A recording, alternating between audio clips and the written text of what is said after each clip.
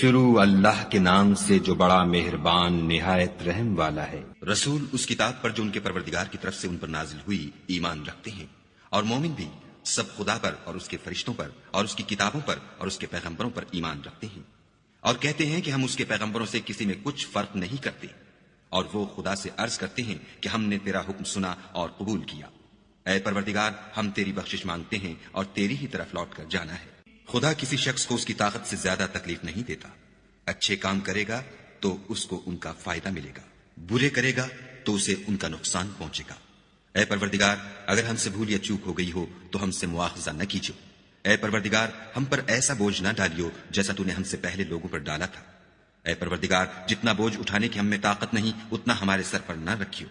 और ऐ परवरदिगार, हमारे गुनाहों से दरगुजर कर और हमें बख्श दे और हम पर रहम फरमा। तू ही हमारा मालिक है और हमको काफिरों पर गालिब कर।